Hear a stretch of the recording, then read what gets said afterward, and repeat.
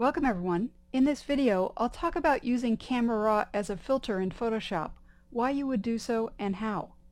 When you open a RAW file, it automatically opens in Camera Raw because RAW files have to be processed through it before we can work with them in Photoshop.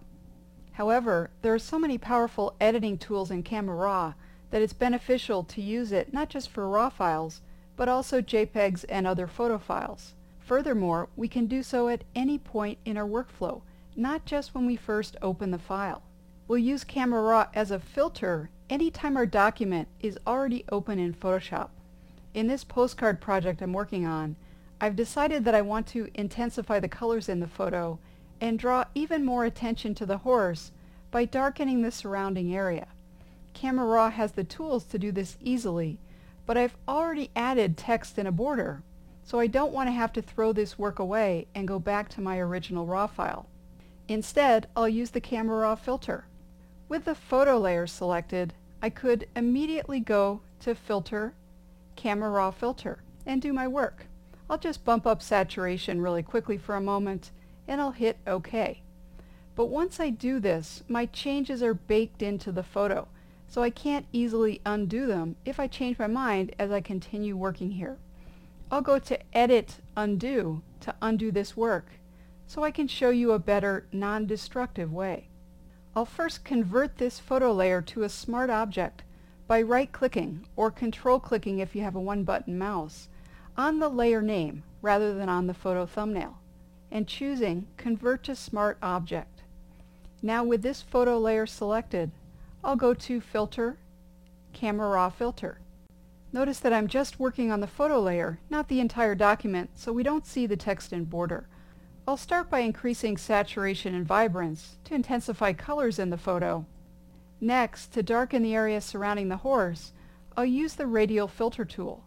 I'll click on it, and then I'll specify negative exposure for darkening. Notice that nothing is happening in the photo at this point because I'm saying what, but I haven't yet said where.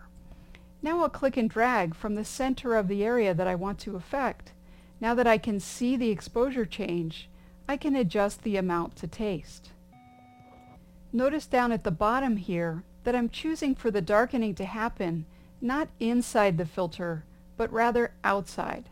I can adjust the feathering to make it fade out subtly on the edges. Finally, I really don't want to darken this line of sunlight, so I'm going to use a really cool feature to subtract it from what the filter is darkening. I'll click on Brush, make sure it's set to Subtract, adjust my brush size, and I'll just paint away that line of light. If I click on the mask box, you can see now exactly what's being darkened, just what's red on the mask. I'll turn the mask off again, and I'll click on this slider icon so you can see before, and then I'll click on it again so you can see after. Notice that by toggling before and after, my filter is no longer active. If I want to adjust it further, I need to click on the pin to activate it. I'm happy with it at this point though, so I'll hit OK. Back here in the Layers panel, we now have a smart filter because we converted the layer to a smart object. At any time, I can turn off the work I did with the Camera Raw filter by clicking on the eye. I could also drag the filter to the trash to delete it. And most importantly, I can double-click on it to get right back into Camera Raw where I can modify any of the work I've done. So let's go back into the radial filter, click on the pin for the filter that I drew to activate it, and adjust the exposure just a little bit more. Now I'll hit OK again. You can run the Camera Raw filter on any pixel or image layer in your document. So if, for example, you have multiple layers that you're creating a composite with, you could adjust each one individually using a Camera Raw filter. Now one thing to keep in mind is that smart objects will increase the size of your file because Photoshop is embedding a copy of the original unedited photo layer within your document. This is why you can always undo your work.